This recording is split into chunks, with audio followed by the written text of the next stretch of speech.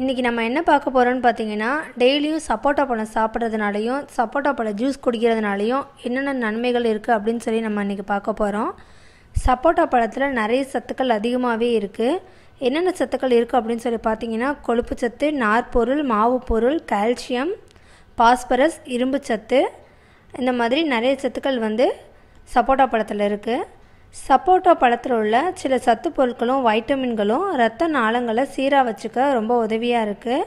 இரத்த நாளங்களில் கொழுப்பு படிகிறதையும் இந்த சப்போட்டா தடுக்குது. அது மட்டும் இல்லாமல் கொலஸ்ட்ரால் பிரச்சனை உள்ளவங்க இந்த சப்போட்டா பழம் தொடர்ந்து சாப்பிட்டு வந்தீங்க அப்படின்னா இது ஒரு இயற்கை மருந்தாகவே உங்களுக்கு அமையும். தினமும் 2 சப்போட்டா பழம் சாப்பிட்டு வந்தீங்க அப்படின்னா நல்ல பயன் தரும். இதயம் சம்மந்தமான கோளாறு உள்ளவங்க இந்த சப்போட்டா பழம் சாப்பிட்டீங்க அப்படின்னா அது உங்கள் உடம்பை இதயத்தையும் உடம்பையும் ரொம்ப பாதுகாப்பாக வச்சுக்க உதவுது.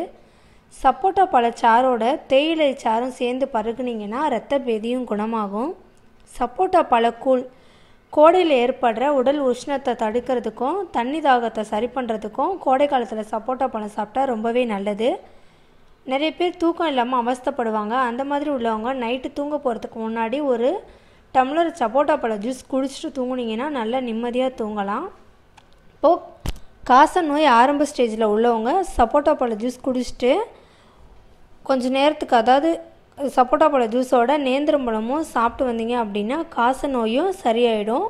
மூல நோய் உள்ளவங்களும் இரத்த மூலம் உள்ளவங்களும் சப்போட்டா பழம் சாப்பிட்டீங்கன்னா அது நல்ல உங்களுக்கு இயற்கை மருந்தாகவே அமையும். அது உங்களுக்கு சப்போட்டா பழம் பொதுவாகவே பித்தத்தை போக்கும் குணம் கொண்டது. சப்போட்டா பழத்தை தின்னுட்டு ஒரு தேக்கரண்டி ஜீரகத்தை நல்லா மென்று சாப்பிட்டீங்க அப்படின்னா பித்தம் சீக்கிரமாகவே விலகிடும். பித்த மயக்கத்திலிருந்தும் விடுபடலாம்.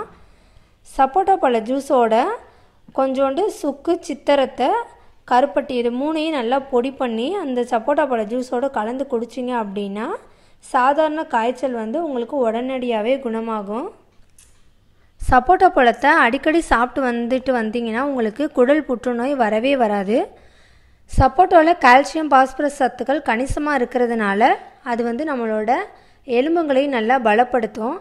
சப்போட்டா பழ ஜூஸோட எலுமிச்சை பழச்சாறு சேர்த்து குடிச்சிங்கன்னா சளியும் குணமாகும். சப்போட்டா அடிக்கடி சாப்பிட்டு வந்தால் நம்ம மேனியும் ரொம்ப பளபளப்பாக அழகாக ஷைனிங்காக இருக்கும். இந்த சப்போட்டா பழத்தில் இவ்வளோ நன்மைகள் இருக்குது. இந்த வீடியோ உங்களுக்கு பிடிச்சிருந்தது அப்படின்னா லைக் பண்ணுங்கள், ஷேர் பண்ணுங்கள், கமெண்ட்ஸ் பண்ணுங்கள். மேலும் இது போன்ற வீடியோக்களை தெரிஞ்சுக்க எங்களோட சேனலை சப்ஸ்கிரைப் பண்ணுங்கள். நன்றி.